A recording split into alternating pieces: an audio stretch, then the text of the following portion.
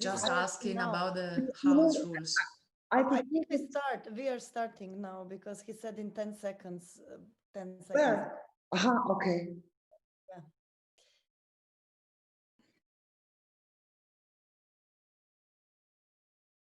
Yeah. Welcome at our 13th Friction Bar. Friction Bars are a series of informal discussions organized by Kersnikova Institute since autumn 2016, where we meet with extraordinary individuals whose work leads them to research and create on the edges of art, science, and technology.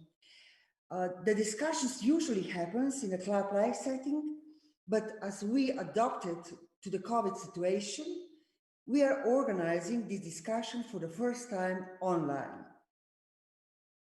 Tonight, Friction Bar, entitled Reproductive Narratives, is organized as a part of the Creatures Project, supported by the European Commission Horizon 2020 program, and is intended to shed some light on the research project by authors Maja Smrekar and Gjino Šutić. Beside Maja and Gjino, our guest is Margherita Pevere, who is also tackling the question of sexual and non-sexual reproduction issues and relates taboos. This online event is being recorded and could be used for the creatures research as well for later online viewing. I would like to invite the audience to send questions via Facebook and YouTube, and those questions and comments will be discussed at the end of our conversation. So, hello again, Maja, Gjino, and Margherita. While I'm staying here in the company of those two plants. Maja is right now in Ljubljana in her place, Gjino in Dubrovnik, and Margherita in Berlin. Let me introduce you for the beginning. Maja Smrekar's work has been established in the international art and science milieu. Grounded in sculpture and contemporary arts, she develops cross-conceptual productions that include performances, installations, site-specific art, drawings, videos, sound, workshops, lectures, talks, and texts. Her work has been internationally exhibited and presented, including at Kapelica Gallery and Museum of Contemporary Art, Metelkova in Ljubljana, at ZKM Karlsruhe, Musée de l'Homme Paris, Vienna Art Week, Het Nieuwe Institute in Netherlands, Hyundai Motor Studio Beijing, at the festivals Ars Electronica in Linz, Transmediale Berlin, and Rencontre Bandimash in France. Among other awards, she received in 2017 the Golden Nika Award at Ars Electronica Festival, and 1 year later, the Slovenian National Prešeren Foundation Award. So now I'm going to Gjino Šutić.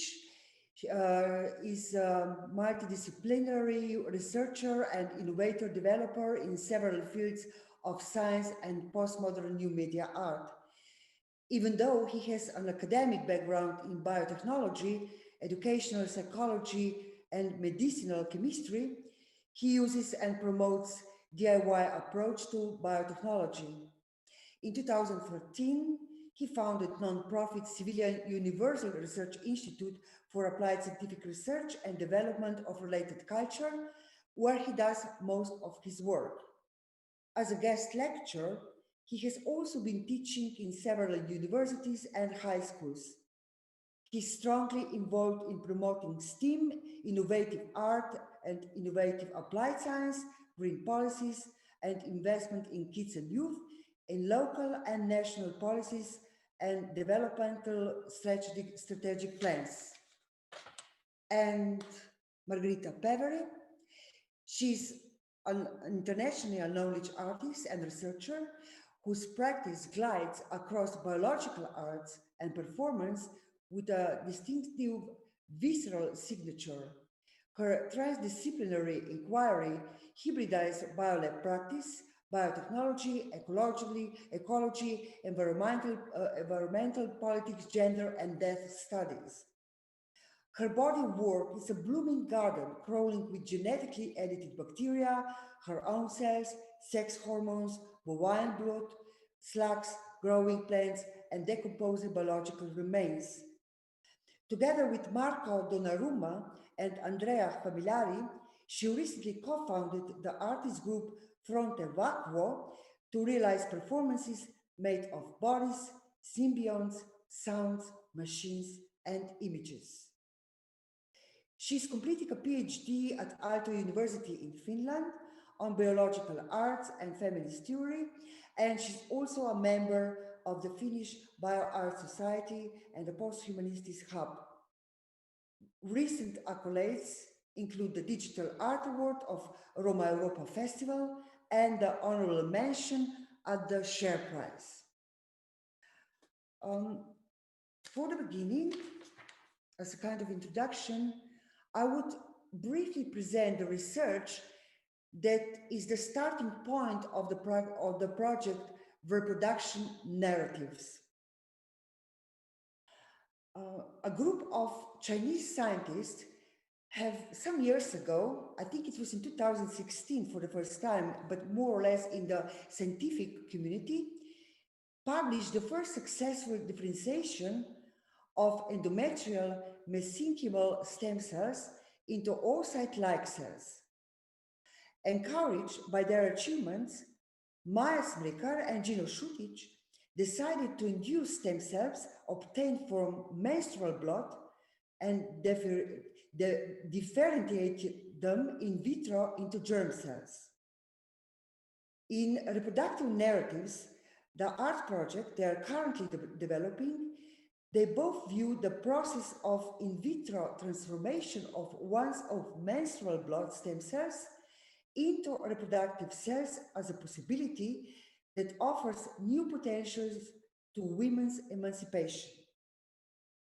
Because until now, reproductive cells have been available to women through the process of in vitro fertilization, which includes complex and potentially harmful interventions to the body, while this safer and more ethical form opens the path to new ways of reproduction, independent of one's biological characteristics or traditional family and societal structures. So let's begin with this Chinese research. Maja, this is the question for you. How did you come across with this Chinese research? Have you been searching for a topic as a sort of a bridge between your very high profile and internationally awarded K9 topology Artemis project and your further work? Or did you already know the direction in which you are going to move and you have been trying to find a scientific source for the development of your next work? Thank you, Mojca, and thank you everybody for joining us in this dialogue this evening. Yeah, well, for a while now, I've been interested in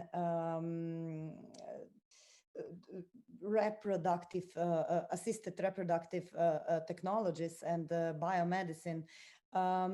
However, reproductive narratives are actually deriving from a line of thought that is actually stems in some of my also previous projects that started 6 and 5 years ago. There's been a line throughout the majority of my projects where I have been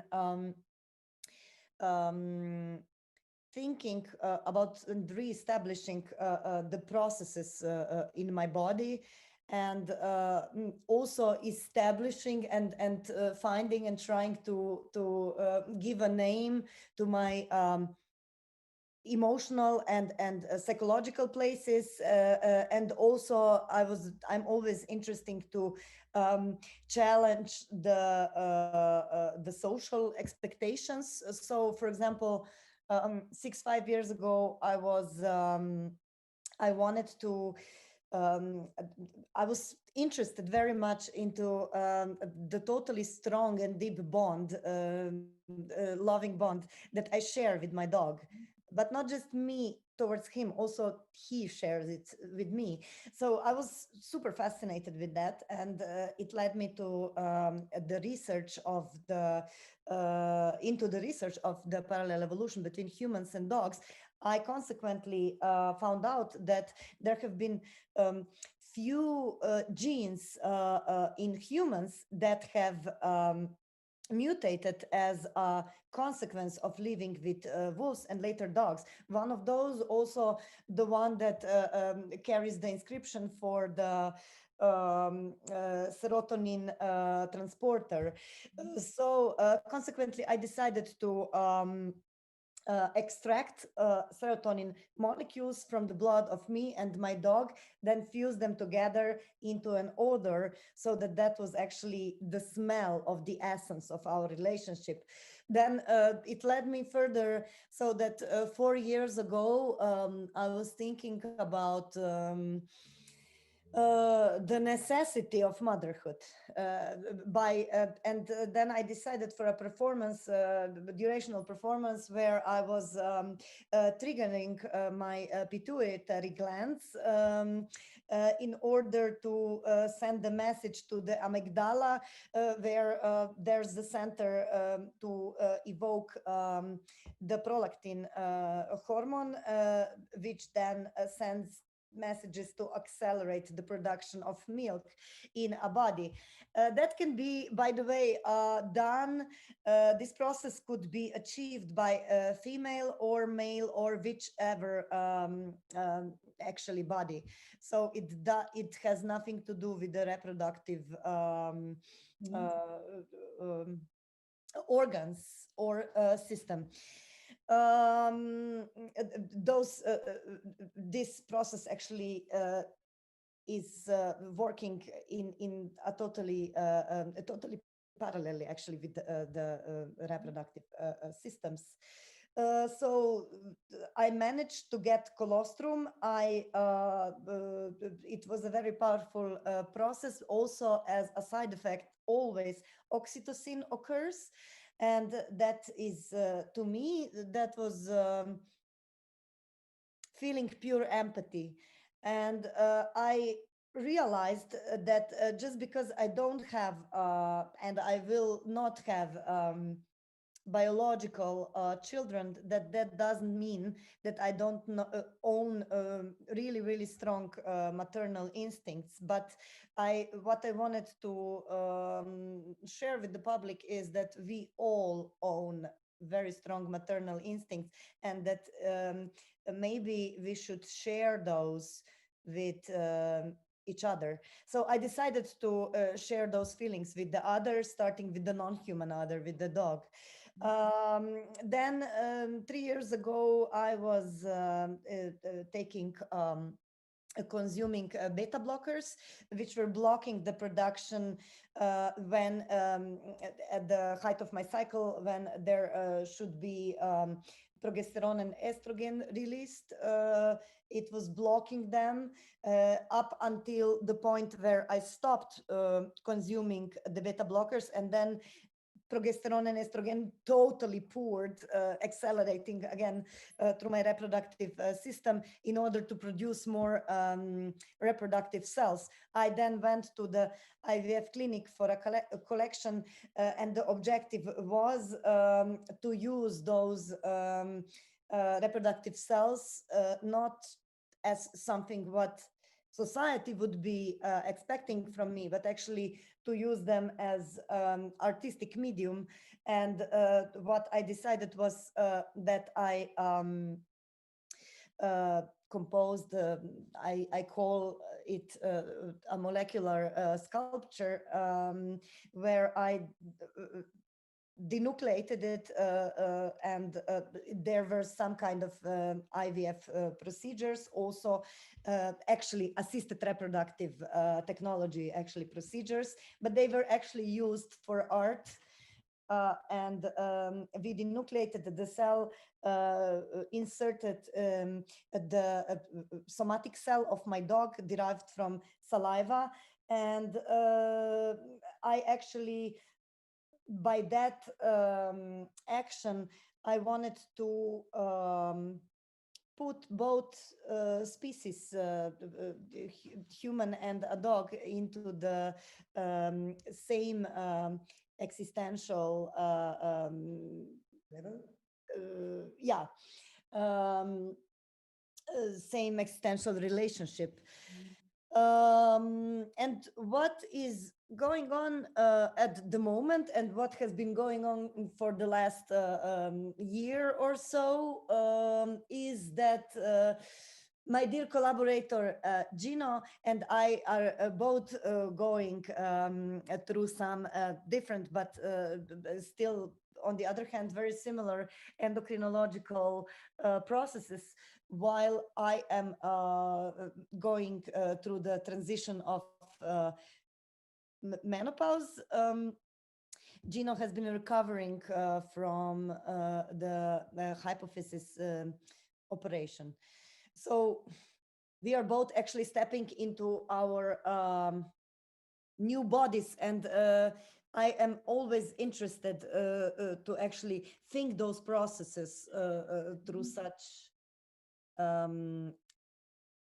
long-term artistic research.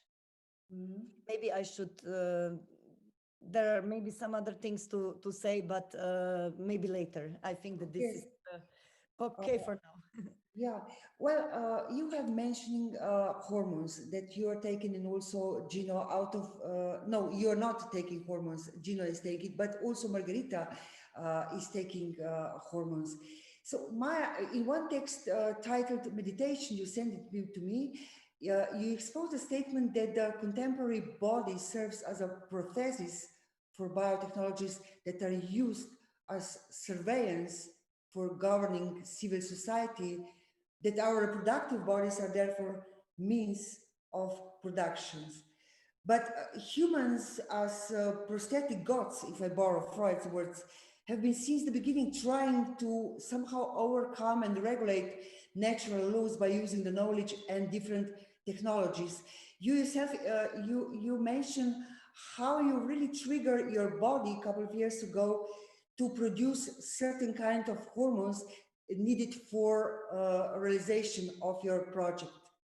Gjino, as I said before, you are taking hormones after your surgery. Margherita, you have been taking hormonal contraception. So what is your approach to this very wide area of hormone industry?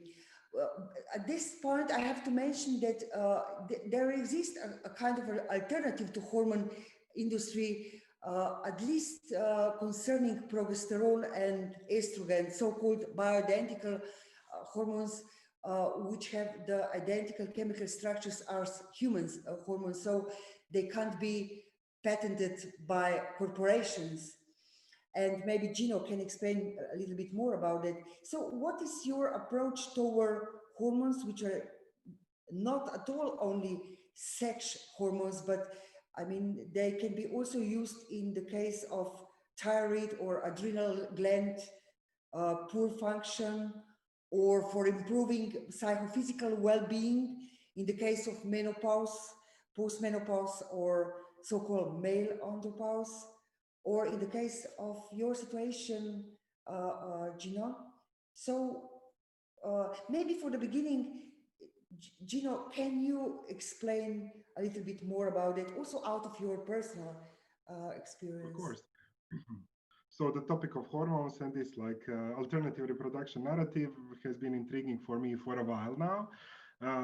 My first inspiration as a kid when I decided to develop interest in biotechnology was all about reproductive cloning, of course. So watching Jurassic Park and this kind of movies was always like, wow. So that was the biggest inspiration, and still is the topic that drives me further. Especially with these new areas of not just reproductive cloning, but therapeutic cloning and stem cells. It's intriguing, totally. I had the pleasure to collaborate with Maja Smrekar on her project Artemis, dealing with hybrid stem cells, where we did lots of experimentation with hormones to manipulate single cells. I recently did also science art project Aquaforensic with Robertina Šebjanić on effect of pharmaceuticals, consumed pharmaceuticals on microorganisms. Again, some of them were hormones, and we were exploring this like cellular effect. I had the pleasure to collaborate with Margherita also on her project Wombs, where we did, among other stuff, collaborative endocrinological research. So all of these topics for me are interconnected and really intriguing.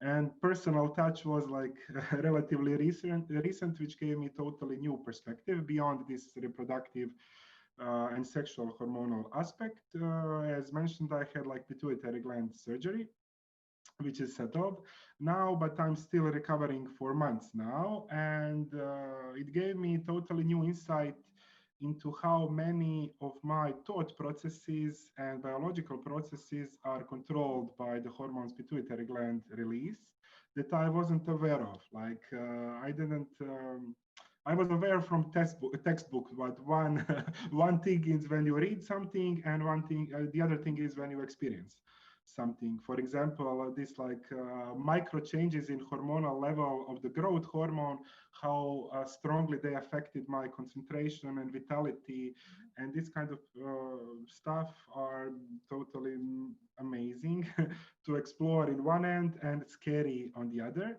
So yeah, I decided to work on Maja on the reproductive narratives project, where we both share similar ideologies on how to approach things, but also different viewpoints. We both have a certain degree of subjectivity, which give us more objectivity in exploring this matter in total.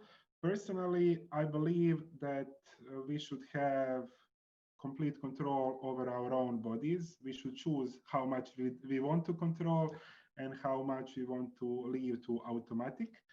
And this border between mind over matter, matter over mind, like what am I psychologically and what am I biologically, where do these things meet, is something that I'm also trying to explore through theoretical research related with this project.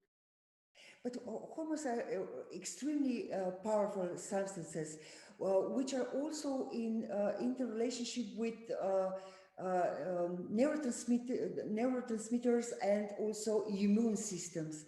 So having the control over our bodies, I mean, what does it exactly mean? I mean, because there are some people that they're buying via those platforms different kinds of hormones, but they can be very dangerous. For example, it's very well known and also proved that too much estrogen in the relationship with progesterone can induce the breast cancer or ovarian cancer. And of course, using the hormones is also a part of, let's say, anti-age therapy. I mean, there should be, I mean, you are the scientist, you know exactly how much and what to take, but it's quite a gray and also danger zone, which can't be saved without really specialists. Yeah, that's what I wanted to add. Like in regard to the hormones, even though there is some normalization among, there is hormonal levels in general that we share as a species, as males and females to a certain age, but there is also extra high degree of subjectivity, how these hormones affect us. So small changes are different, and the same level of certain hormone doesn't affect all of us the same. So like when you expose yourself, when you tamper with hormones, you need to listen to your body and see how it affects you. Like from my experience as like hormonal treatments I was given during my recovery, I was given like the treatments of drugs and hormones which were calculated for average human of average weight, And they didn't like, not just hormones, but also pharmaceuticals, didn't have, some of them affected me more than average person, some of them affected me less than average person. So it was like delicate balance. And I didn't want to give control over that to other people, even to the expert. Like I was constantly listening to my body and questioning them what I was given, when I was given, so I could see what's happening in my own body. And I think we all have a right to for information in general, like what are we given, and should the treatments be personalized or should they be standardized? I think in this regard, this whole area is opening doors for personalized medicine more than standardized medicine, because it's so delicate and interconnected that you need personal approach, even though if it's like treatment or just like contraceptives or different hormones and drugs, we need certain degree of subjectivity and personalization and control, the freedom of choice. Margherita, how you're tackling this topic in the WOM project? I would also connect with one of your statements in one of your interviews that not in all relationship you have been taking hormonal contraception, and depends on what did you decide to take it or not, and how taking contraception influenced not only your psychophysical well-being but also the relationship you have been involved in. I think that there is something that Maja, Gjino, and I share, which is a sort of malady of experimenting and interrogating our own bodies as material that is alive and has its own, we can call it agency of some kind. So the division between what is me and what is my body is already blurred, because it's a very complex entity that fits back into each other. And then it's also situated in a more, in a broader context that is a social and environmental context. So the project WOMS stems from observing my individual experience and linking it to the broader context and environmental context. So the project starts as the interrogation of the pill, which I take every day as a contraceptive, and it's a mix based on progestin, which was not always the case in my life, because in previous relationship I was sharing intimacy with a woman, so a person who was not producing sperm, so it was not needed. And since the sexuality comes also with a negotiation with fears and desires, also surrounding motherhood, it's quite clear for me that I won't become a mother, at least for the future that I can foresee. Then who knows what happens in a few years, I might change my mind, but this is my position for the moment being. And I started interrogating it. What does it mean to have a womb in different relationship, and how to navigate this complexity? And it all started, I remember, at a visit at my gynecologist, where I asked for a contraceptive. We discussed contraceptive options.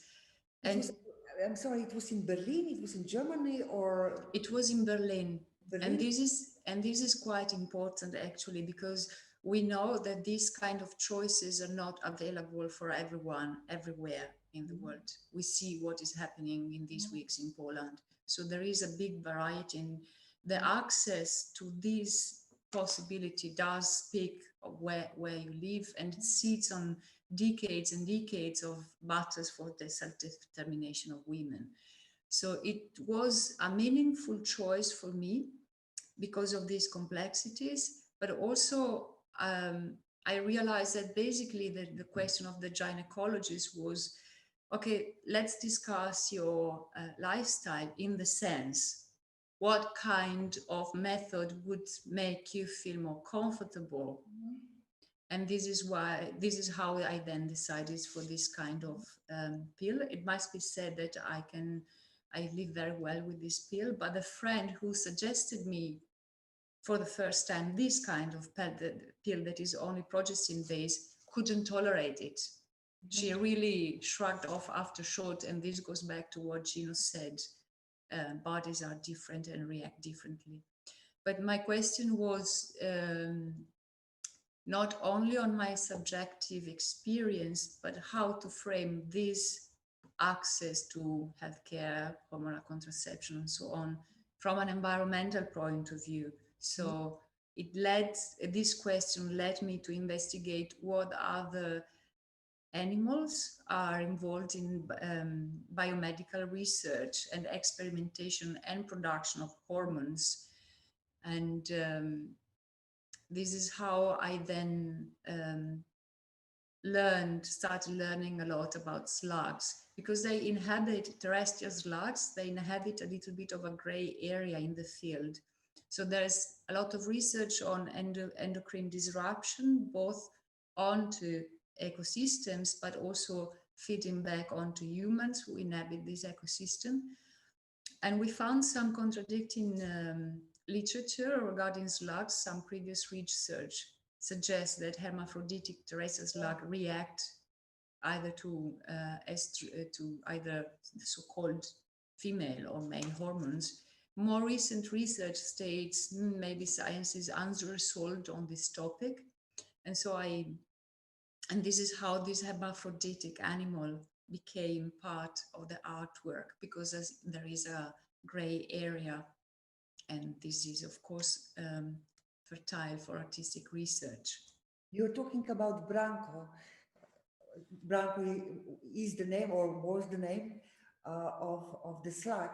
Why did you change the male name for a hermaphroditic slug? Why not Branca or Brancoti, Branche, plural form? I always had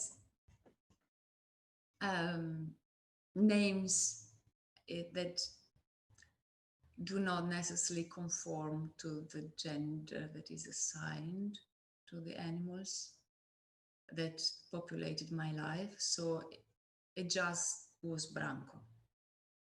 There is not a reason why Branco instead of Branca.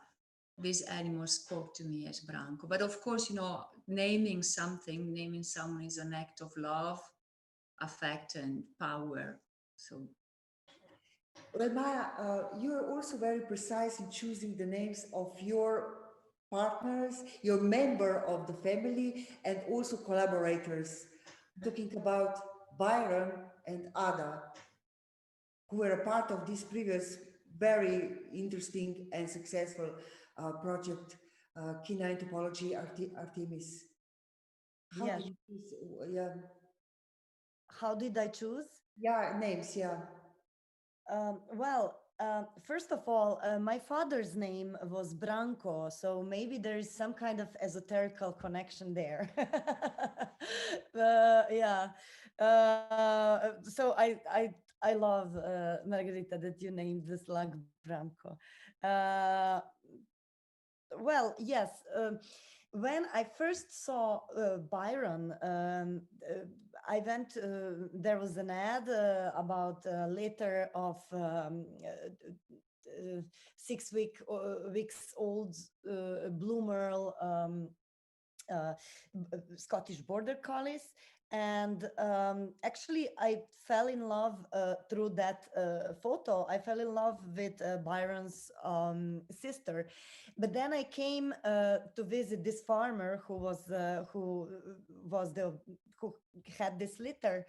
And in the moment when I saw Byron, who was sitting there, so his two sisters were all the time playing, being very active, while he was sitting there in this corner and just watching, observing, like really serene, which then later came out as a total manipulation and lie, because he is all but serene. But okay. But when I saw his whole posture, it struck me so deeply that I started immediately to associate this deep feeling with the feeling, the love which I had towards the first dog in my life, and that was Newfoundland dog. His name was not Byron, but because that Newfoundland dog has been long gone, then associatively I thought of a poem of Lord George Gordon Byron, the Epitaph to the Dog, or a poem at the grave of the Newfoundland dog. And this is how all this, the play of associations led to the name. And then, so Byron was the name. This is what I decided. But then, of course, the only possibility when Ada came along was that her name would be Lady Ada Lovelace from Eyachtal, which is the name of the breeding house where she came from. But yes, and then I also to me, it is super inspirational that their names are, and also narcissistic from my side, that their names are actually symbolizing the marriage between art and science, because, yeah, probably I don't need to explain. Mm-hmm. One was the poet, the other was one of the first programmers, but yeah, we all know. In the relationship with Ada when she was a puppy, very little, you have been, as you already mentioned, you have been triggering pituitary gland to produce certain kind of hormones. I mean, it was amazing. It sounds amazing for me when you first told me. Can you describe, because I assume it's a kind of a very old traditional technique, how to prepare, stimulate body to produce certain hormones for the lactation? Yes, it was actually nothing special really regarding the tools that I used. I was every 4 hours for 20 minutes, I was pumping my breasts, and this is how I was triggering the pituitary glands. And those are actually working totally same as the do you see me? Mm-hmm. Yes. Okay, because something changed. So those are working totally the same as the peristaltic pump.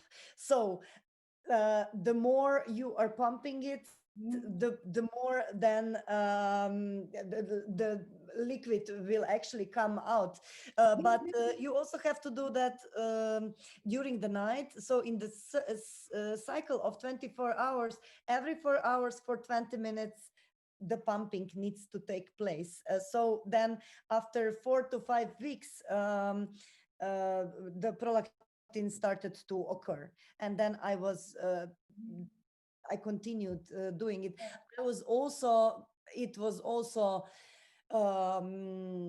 advised to drink galactagogue teas, which are the ones that are helping the prolactin to accelerate the production of milk, and also B vitamin and iron.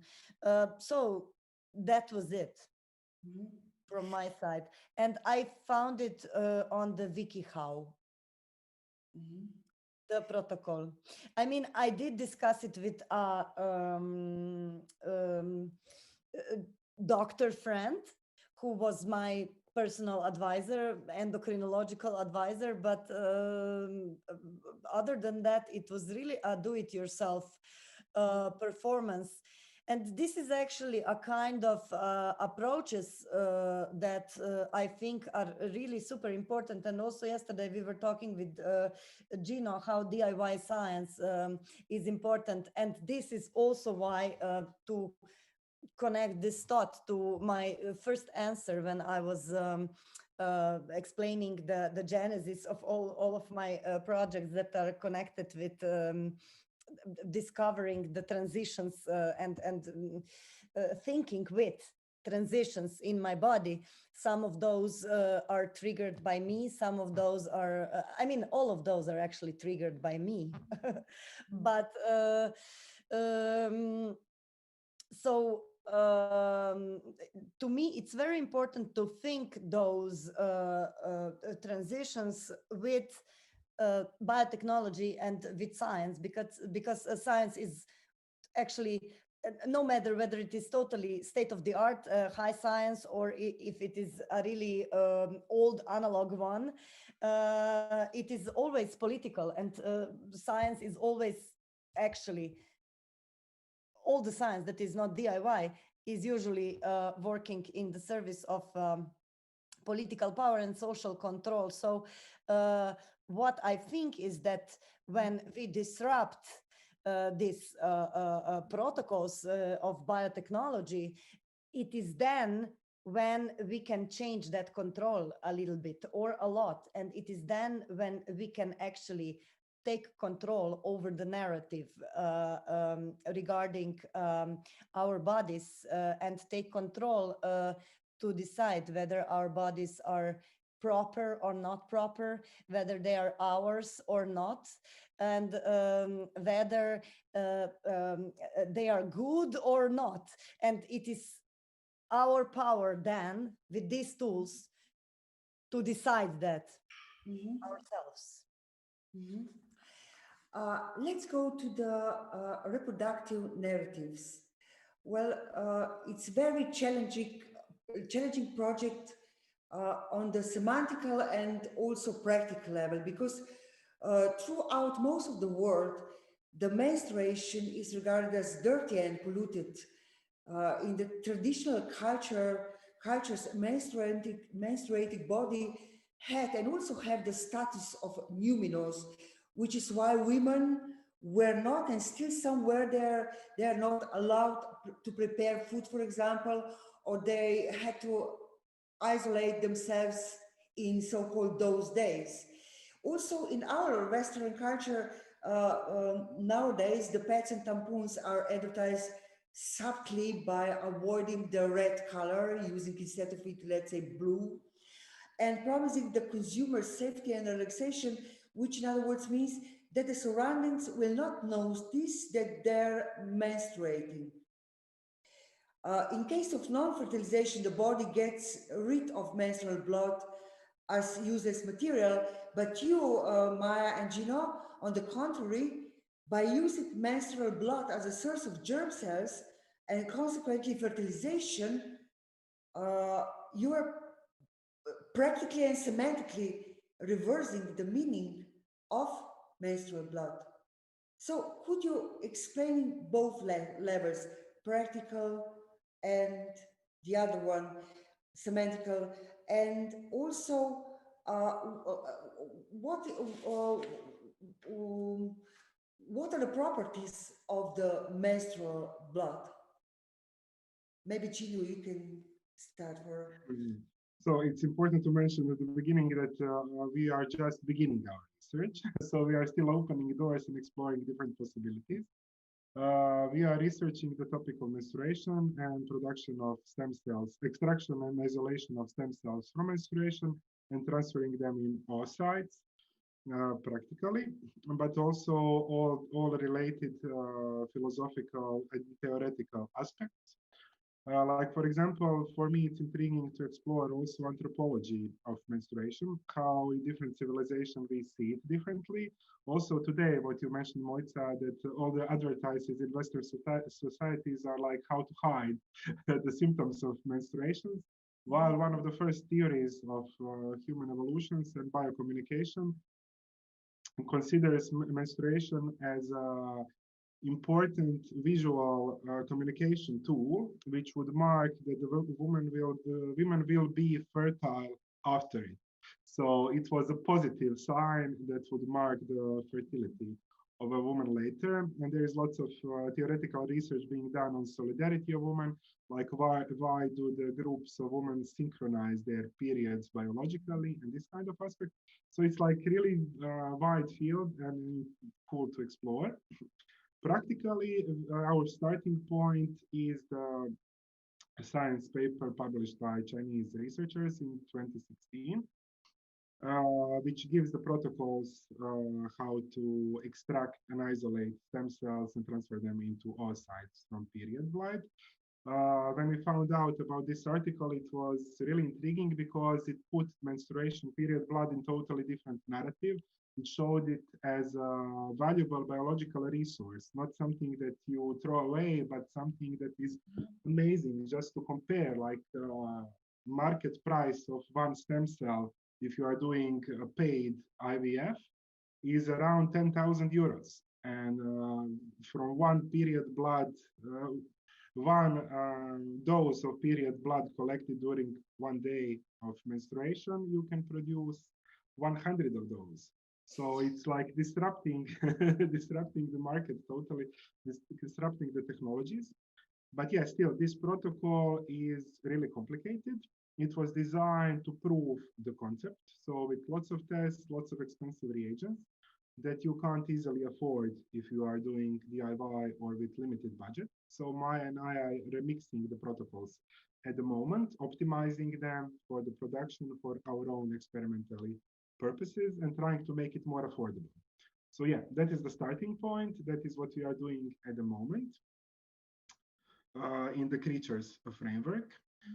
But also we are exploring this related theoretical and philosophical and anthropological aspects and connotation that this technology brings, not just in the regard to women, but also in regard to bodies in general, in cells in general, into ownership of cells and freedom of reproduction. Classical and alternative, yeah. Maja, can you say a bit more about this semantical level, because of this reversion of the meaning of menstruation? Yes, well, for me, this specific action of in the midst of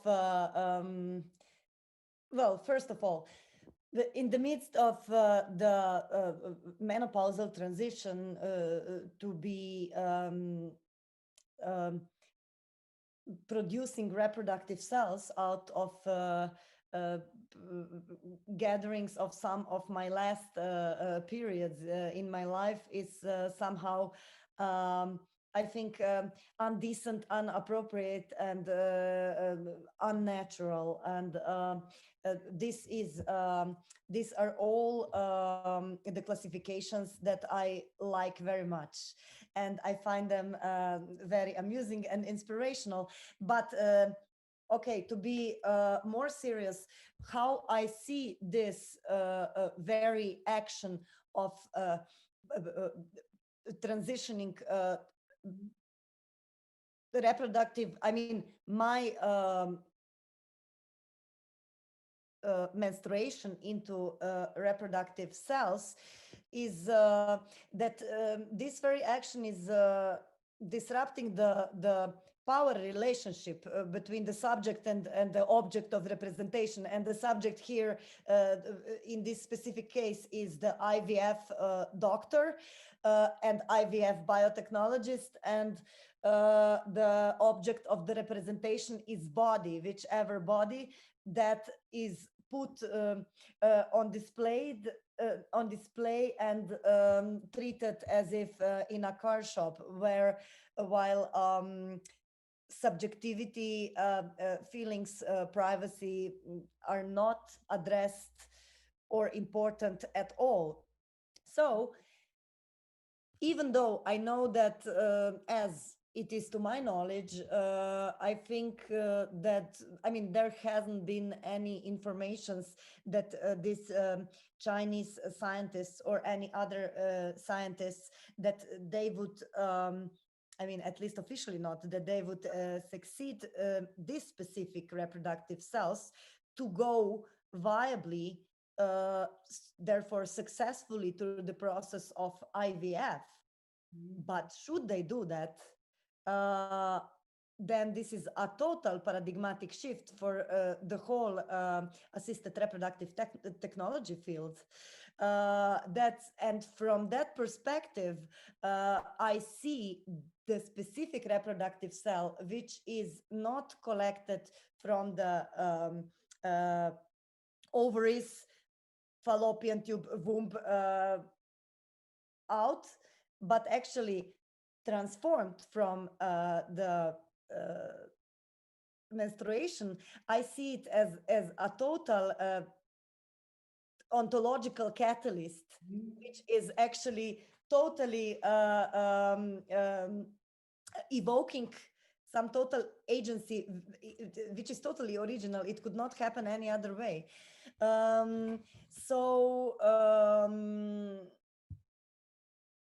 Yeah, this is what I wanted to say, but what I wanted to say also is this.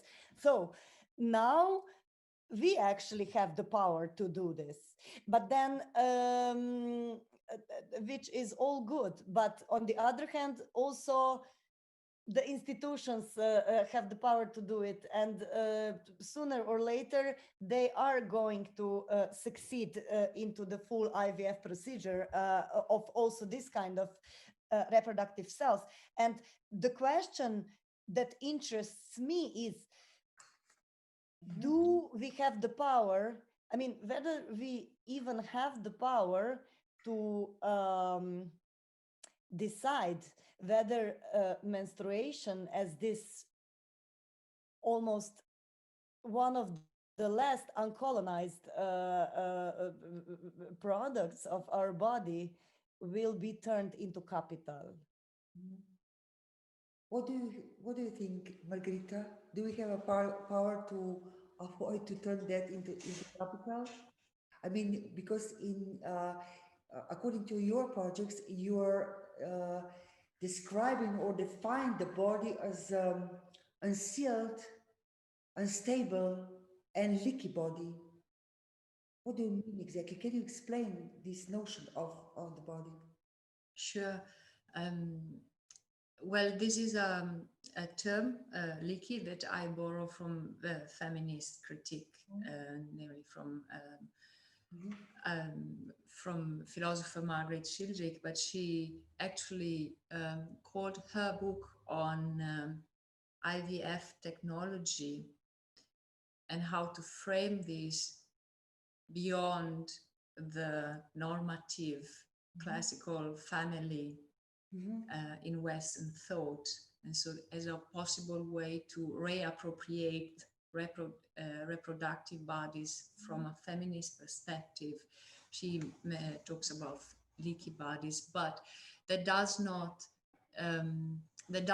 remain within the frame of the female body. This would be a misunderstanding, because if we understand our bodies as an entity that is in continuous exchange with the environment, with what we eat, the surgeries we have, it becomes clear that it's not the fact that certain bodies menstruate that make it leaky. Rather, it is the body that is leaky because it's a material and also natural cultural entity.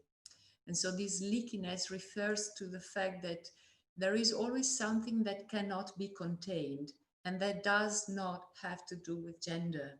It must be stated clearly.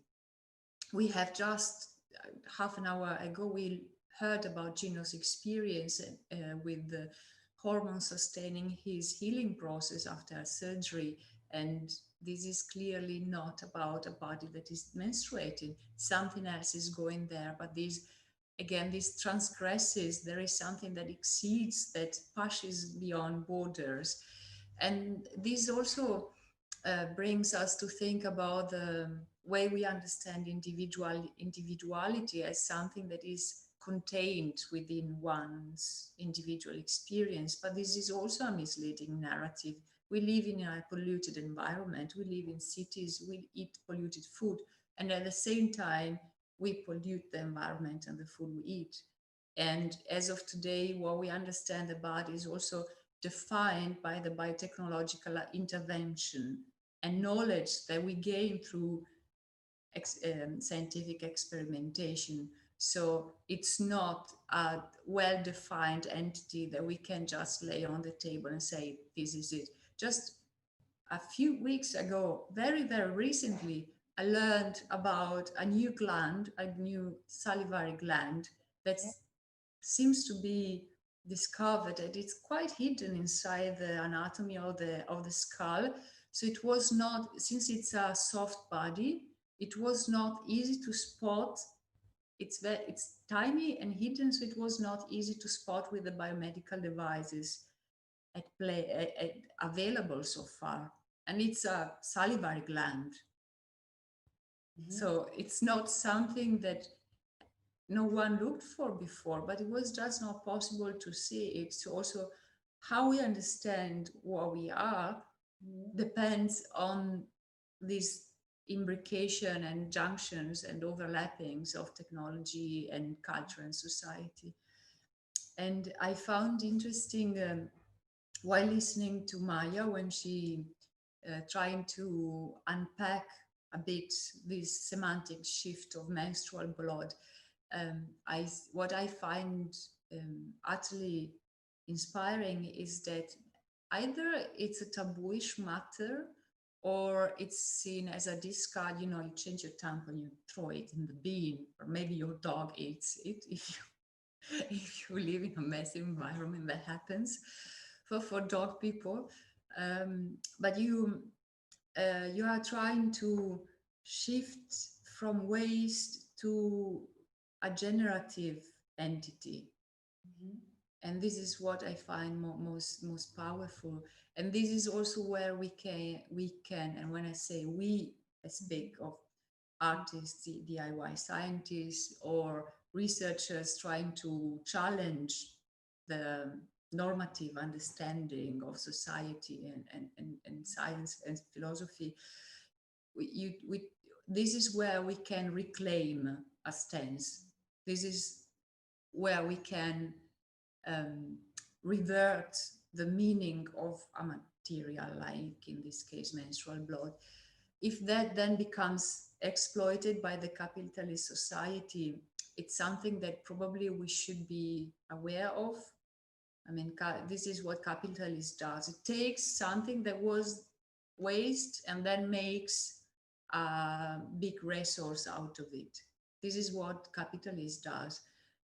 But nevertheless, it's important to do it and state a stance and state this is another opening for reclaiming something that debunks power. Gjino, I mean, especially that they're dealt with stem cells, obeying a lot. I mean, stem cells technology really obey a lot concerning different kind of fields.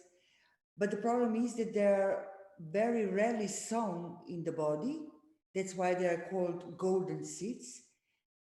And as well, there is another problem. As they contain the possibility of life, they can turn into cancer cells. So according to this project, reproductive narratives, is it important that you take the stem cells from menstrual blood for their successful differentiation, or could they be also taken from any other tissue? Would it be more dangerous or less successful if they have been taken from other tissue, from bone tissue, for example? Of course. So yeah, when we discuss about the stem cells, it's like really wide topic. So, but in general, just to simplify, there is like three general kinds of stem cells that researchers are experimenting with. One is embryonic stem cells, which are omnipotent. They can become any possible bodily tissue, but also a new person. There is pluripotent stem cells, such as these, which can't become a new person, but can become like several types of tissues. So they're amazing for therapeutic purposes if we don't reprogram them. Maja and I are working on reprogramming these pluripotent stem cells into oocyte, which has the potential to become a being also for reproduction. And there is also a third kind of stem cells, totally artificially created stem cells, where you take already differentiated cells, such as skin cells, and then transfer them, modify them to become a stem cell. So they can become other types of tissues. So these artificially induced stem cells are actually problematic because in this process, mostly you damage their genes. So they are great for in vitro experimentation. They can become different types of tissues, but they are not so much good for therapeutic purposes because if you put them in a body, you don't know if they are like, they will become healthy tissue or they can become cancerous cells. So that's why for therapeutic purposes, embryonic stem cells are still the best, but we are confined with ethics and all related discussions in how to use embryonic stem cells. Should we use them? Shouldn't we use them? So it's totally different in different countries with different views, social views on what these cells are and what they are not. And this, like, for example, these stem cells we are experimenting with, they are not rare in human body, but they are not easily obtainable. So these pluripotent stem cells, traditionally, if you want them taken out to experiment, you could take them out from bone marrow, which is really painful process, and it's not something that you want to do on yourself.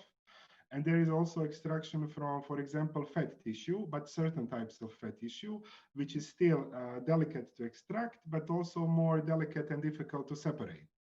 And with period, we are experimenting something that is flushed outside of the body. So it's not invasive methodology of collecting these cells. And separation, isolation of the cells itself is rather simple. You just need a centrifuge that you can do DIY and certain reagents that we are also working on DIY alternatives. So it's like cheap and simple method, which is opening lots of new doors into safe experimentation and affordable experimentation with stem cells.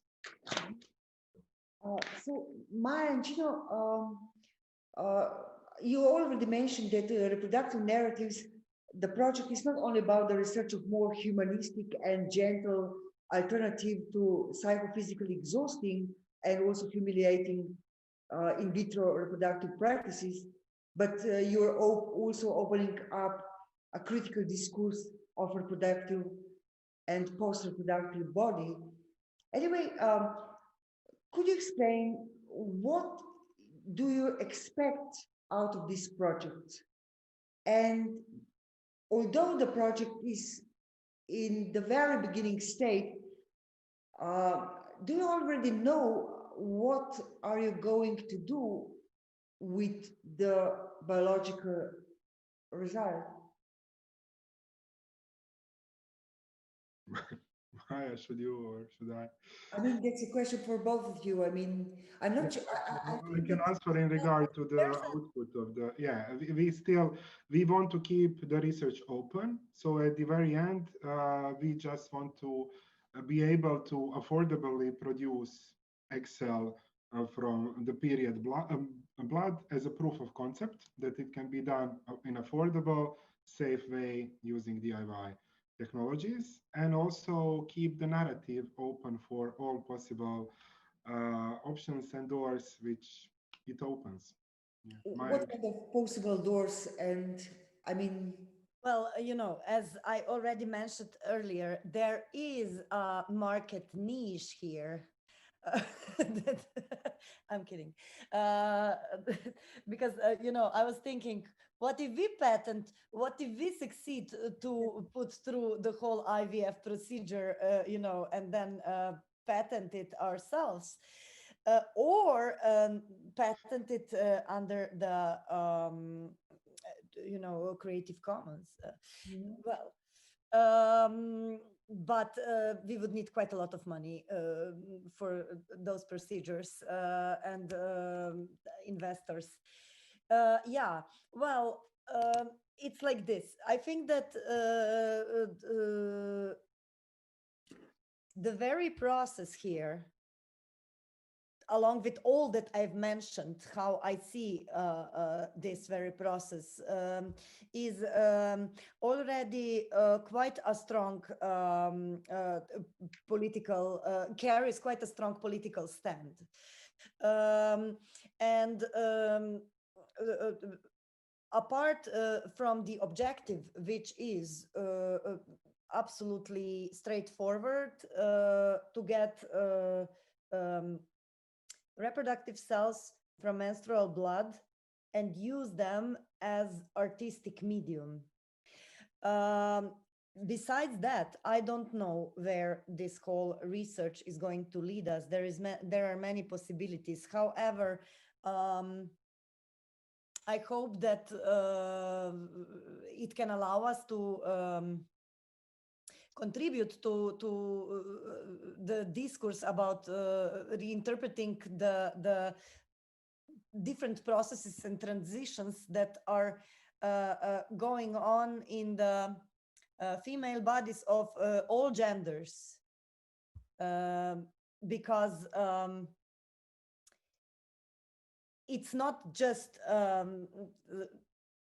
because gender and feeling female is not as the same as with the lactation, is not actually always connected with the reproductive organs.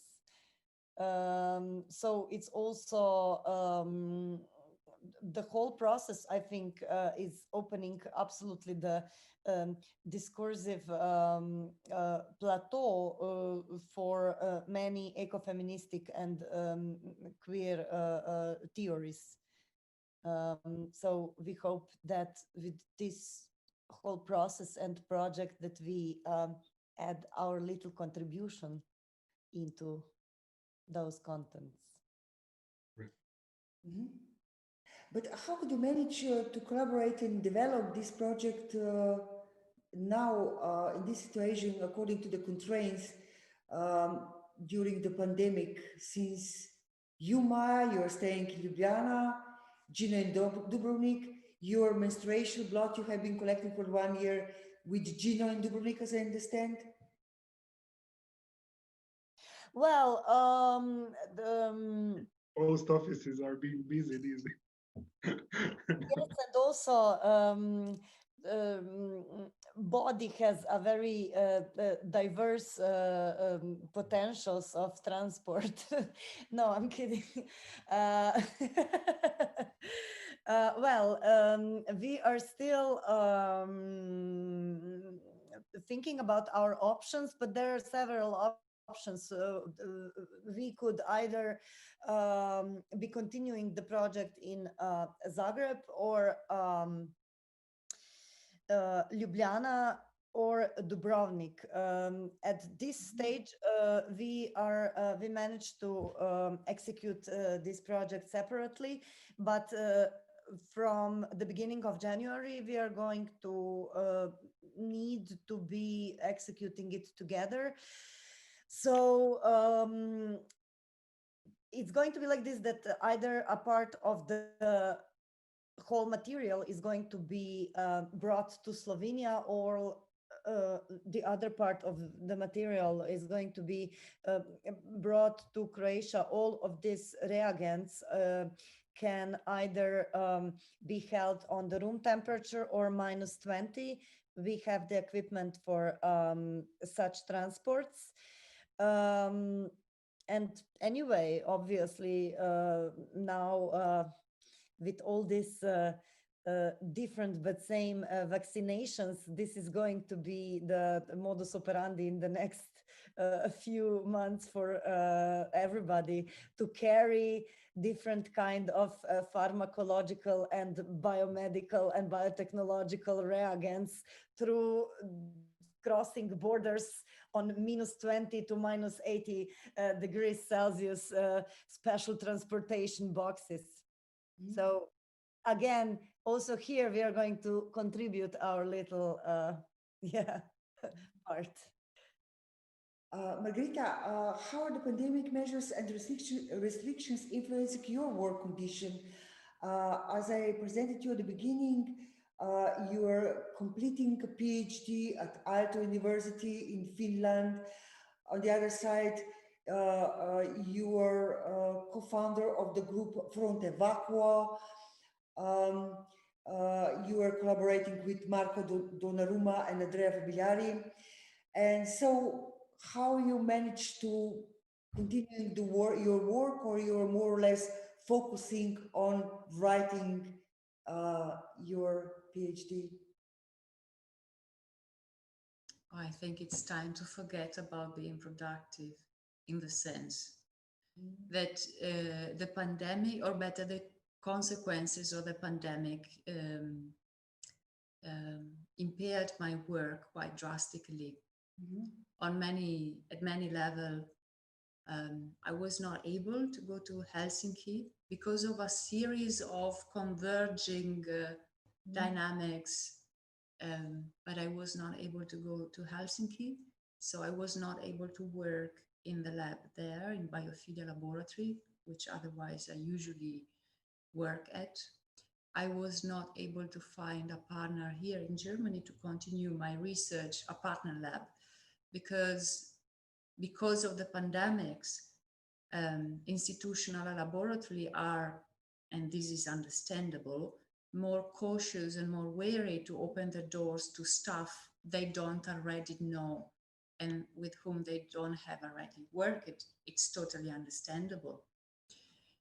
And so I trying to work on my dissertation, and it's progressing, but at the same time, it's also very hard to focus, I must say. I mean, the mental capacity is constantly bombarded by not only news, but that I'm working completely independently. I don't have a producer for my individual research. And there are almost every day, or at least every week, some potentially destabilizing news. So the moment you are focused on doing something, then you know something happens that requires urgent attention to find solutions. So how are you supposed to be focused and productive? Nevertheless, you have the obstination of the artist and the researcher who continues working anyway. I'm in isolation because I actually met one person in 3 weeks now. Oh.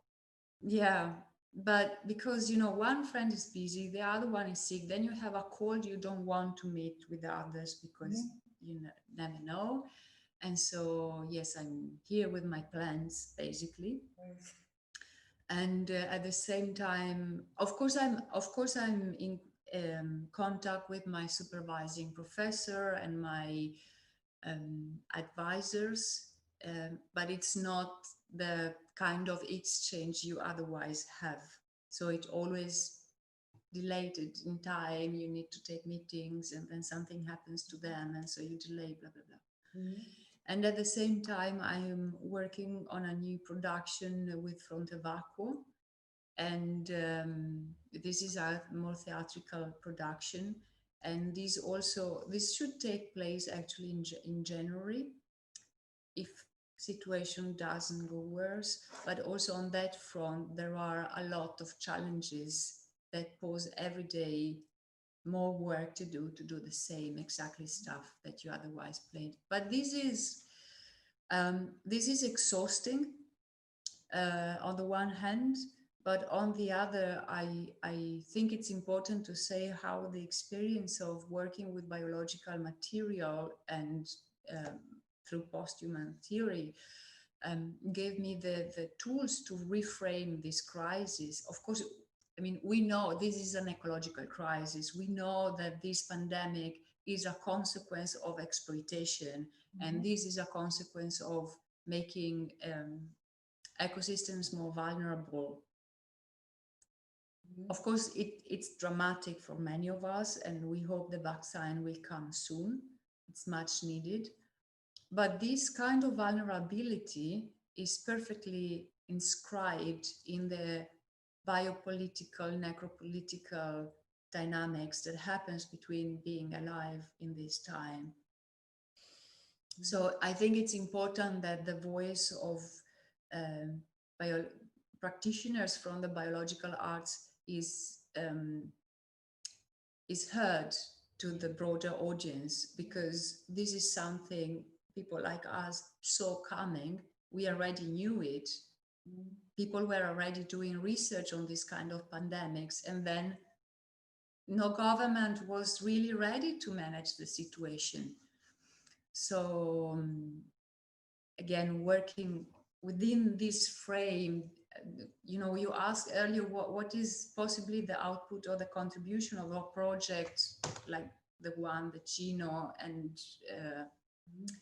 and Maja are researching. It's not a product, it's not the artifact, but it's knowledge that they are producing. Process of knowledge, yeah, producing knowledge, yeah. So can we say, is it possible to say that the fact that you are working in this field of biotechnology and art crossing, that it is a kind of advantage for you coping or more understanding what is going on, as you already said? Because I read in one of your interviews that at the beginning of pandemics this year, you warned your relatives in Italy how to behave in those conditions. And I'm interested, did they follow your advice? Do they trust you as much to, let's say, obey you? Because it was very crucial at the time where it was not really known what is going on and how serious this pandemic can be. Yeah, you know, I live in Berlin. My PhD is in Finland, and my family and all friends in Italy. So I keep an eye on the news of the 3 different regions. Not every day, but like I see what happens. So I remember talking also with Gjino about this in February and say, but hey, it's coming here. And then the numbers were rising in Italy. Here in Germany, no one was really still bothered. And then when the first casualties happened, people started dying. It was kind of in the region of where my parents live, and they are over 70s. So the first thing I did with regard to the pandemic was to call them and say, hey, you need to catch a social life now. We know that people, when they are retired, have or sometimes have a very lively social life. So it was a bit shocking for them, saying, well, why?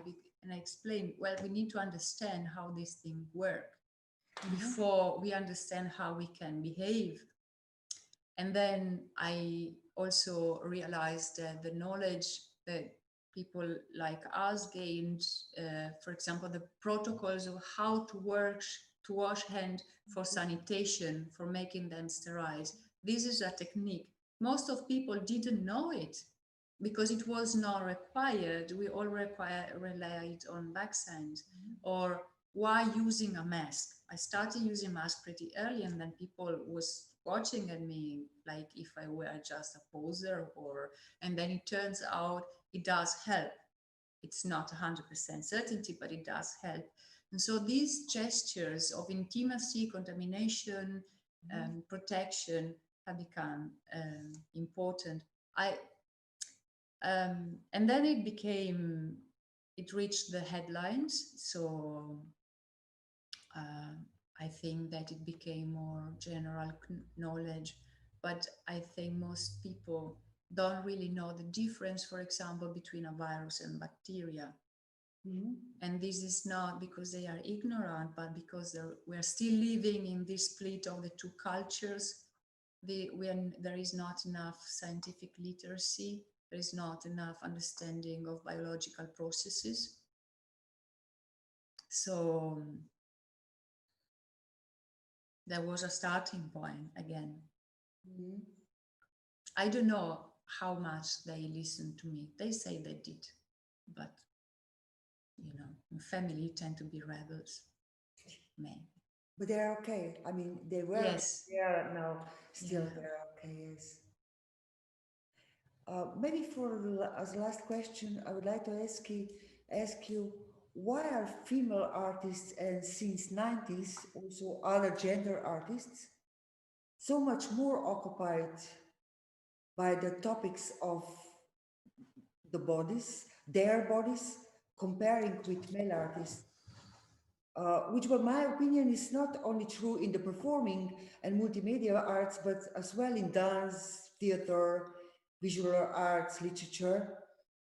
Because if I focus only in performing arts, at the beginning of performing arts 70 or 60 years ago, therefore decades before queer theories, there have been quite a lot of so-called white male artists radically focused in body topics.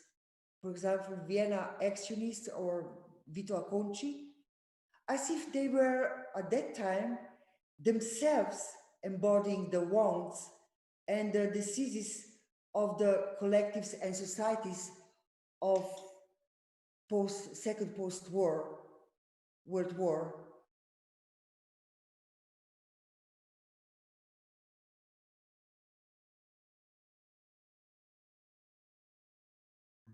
Well, I will be the shortest because I don't have background in Yes. performative art and I'm not acquainted so much with the field.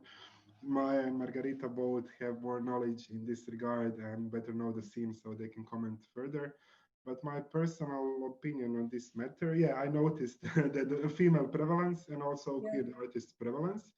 My personal opinion is that society doesn't push, today's society doesn't push so much white heterosexual male as a social group to re-question themselves and their behavior and thus their own bodies as much as it questions females and queers. So yeah, that's why I think these artists are more pushed into thinking about their bodies, and using it as a performance is just like one of the byproducts of this social pushing these social groups into thinking more and having to justify their bodies more. Margherita, maybe? Yeah. Yes, I also find interesting how there is abundance of female artists working across performance and biological art. Although we should also mention that there are practitioners, male practitioners, such as Kai Benari, who was at Kersnikova a couple of years ago, Martin House, who recently started a tiny mining project, which involves the extractions of rare earth and metals from your body. It's a distributed open source project. Marco Donnarumma is working across, but his approach comes from the sound and performance, but he also questions normativity of the male white body quite straightforwardly. And this is just to mention a few. Then there is Martin O'Brien in the UK working on the sick body.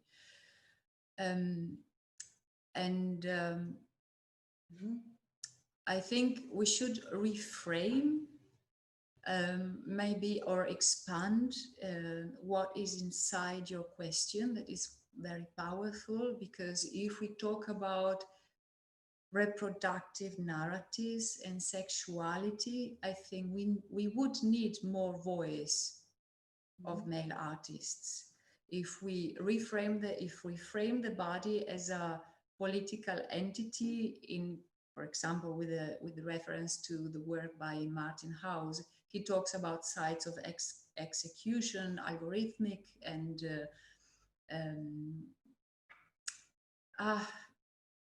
the transformation of metals. Come on, this is me losing words too early. Alchemy. And this is also political because it then becomes a question of power, of knowledge production. But what maybe is the underlying red thread, which I pretty much see along what Gjino said, is the questioning of power relations. And if we take that, we agree that there is a figure that is still in power, who is the white, able man, then of course, who is not, who doesn't comply to this paradigm, has a lot to say about this.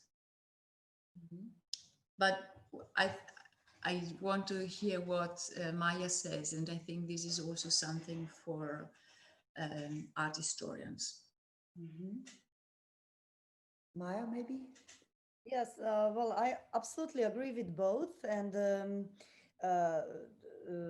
there's also Stellark, for example. I mean, he's not from our generation, but still, I really find him absolutely inspiring in all his sensitivity addressing such subjects. And also already 20 years ago to realize and making conscious the very, very famous thought that the body is obsolete. Now the body, our body is an absolute, as I said, and it's also borrowed from the queer theories, that it's the prosthesis of the all kind of technological market-driven products. But and our body and our subjectivity is absolutely totally intertwined with any kind of technology, not just vet technology, definitely. But yeah, I think that still, no matter how many men we count, there is absolutely, I mean, it's absolute fact that there is much more many more women that are actually using their body as an artistic medium in order to bring out the discourse about the civil rights. So in my opinion, this is a symptom of the time, because only I mean mainly just those that have the problem with these discourses which are being gaslighted actually are feeling the need to address those problems. And obviously white heterosexual men are not having that need so much. I think it is connected with the repatriarchalization of our society, which is on one hand, I mean, it's been actually a long coming from a long history of such mind frames. On the other hand, it is reviving again. Of course, we all see it through populism. So the other thing is that what our society is prone to enable is narcissistic behavior, and it's usually being much more enabled by society, by all of us, when this narcissistic behavior is owned by male than if it's owned by female, although there's also quite some females, of course, that are very prone to such behavior. So I think it's an absolute symptom of the time, and I think it's very, very important to talk about that. Why female and queer people are working with their bodies, are addressing their bodies in order to address the civil rights so much. and not so much why there is not there is such a lack of white heterosexual men in such art practice. Also, we should maybe not just practice, but talk about this particular phenomenon much more. And I totally agree with Margherita, and I absolutely hope that theoreticians and art historians are not going to gaslight also this phenomenon. It's very important and it's very, very present.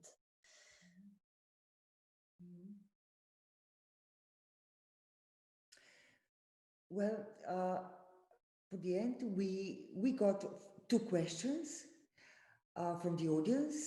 The first question is for Maja and Gjino. And the question is, do you have any idea how the project is going to be artistically manifested? Yeah, I can start maybe. So as I mentioned before, our research is at the very beginning. We are still opening doors. So we divided the research in 2 phases. First phase is for exploring in all possible directions. And the second phase is on focusing and picking something that intrigues us the most, that will be the base of the artistical representation. So we are tempering and thinking about several ideas, but I wouldn't like to mention them now because probably they will change. But what we both agreed upon that we will produce artistically is like science and art workshop, which will be participatory and engaging for citizens. Where they can be engaged in the science and art aspects of the project by themselves. So that's for now. Maja? Yeah, I think it's important to divide, but also it's important that artists have such wonderful opportunities as Gjino and I have now. Some artistic processes are have a totally specific objective at the end, and that is an art product. While some other processes are actually so-called practice-based artistic researches, which are also extremely important in building the discourse about a specific theme and content. And there is definitely sooner or later going to happen some kind of product, or I'm actually having a feeling, because it's such a vast field, probably a plethora of products. But I really am happy that I can claim in this project that it is an artist-based artistic research, and therefore it is meant to evoke hopefully important discourses. However, yes, at the end of, I think that at the either middle or at the end of February next year, I hope that all the conditions regarding the pandemic will allow, but definitely we are going to execute a workshop. So that definitely is coming. Yeah. At this stage. There is another question for all of you. Do you feel that this project expands your sense of freedom? I think it refers on both of your projects. I mean, the work that you are occupied by. Is this one of the motivation behind doing it? So is the freedom also the one of the motivation behind doing your work? I can start again. Yeah, I would say yes, but that's not the only motive. That is one of the motives. It's not why we decided to do this project to begin with, but like while researching and discussing, not just for myself, but for example, I have a dear friend of mine, a female friend, who lost her ovaries due to the medical issues, but still she has uterus. And like finding out about this kind of research takes away psychological and biological pressure on her to that she will be unfertile for the rest of her life, because now we have the technology to produce unlimited egg cells from her uterine tissue. It doesn't need to be period, it can be directly from the uterine tissue, which is like totally, in my opinion, freedoming to my female friends. Also, the age limit of reproduction, it pushes it further. So even after females stop having periods, still we can take sample of uterine tissue to produce this kind of egg cells. But for myself also, because I've always been flirting with the idea of reproductive cloning, even though it's not a popular topic, and I don't know why it's so much of a taboo. But yeah, it opens door in this kind of reproductions also. But also maybe because males have some analogous tissues in their own bodies, it also opens doors to produce oocytes from male tissues, which is opening new doors in freedom sense. So yeah, it supports post-genderism theory of reproduction, and it's new technologies that we just need to accustom ourselves to, because we are already living with them. Yeah, so it's freeing for me. Maja?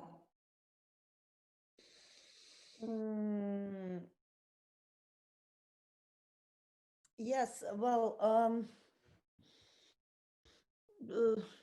I like to think of all the projects that are which no matter the product at the end, that they are process based, and especially if they are the process of these projects is mainly executed in the biotechnological laboratory. I like to think of such projects, and also this one, as some kind of discovering some micro-performative strategies through all these protocols, which would maybe through which we would maybe invent some, also with this discourse itself, some new or alternative molecular sensibilities, which would actually challenge our techno-political living, which is very fascistic at the moment. So yes, I do see a lot of potential for freedom in this process. There's also the first question for all of you. We have been addressing a variety of biomaterials being utilized in science and art in the contemporary world, including menstrual blood, stem cells, hormones, etc. Can you speculate on any materials that have not been colonized thus far, but will come in the forefront in the future? Menstruation. Like I would say atoms and subatomic particles, even though atoms have been colonized for art. For example, IBM used electron microscopes to move atoms around to do like micro drawing with them. But I don't know about artists, not corporation, doing so, like using atoms for art. And as far as I know, subatomic particles are the new field which will hopefully be open in the future. Because so, dear Maja, Gjino, Margherita, I wish you a lot of patience during this edgy pandemic period, and nevertheless, a lot of creativity as well. So I hope we're going to see quite soon. Goodbye, everybody. Thank you. thank you and bye.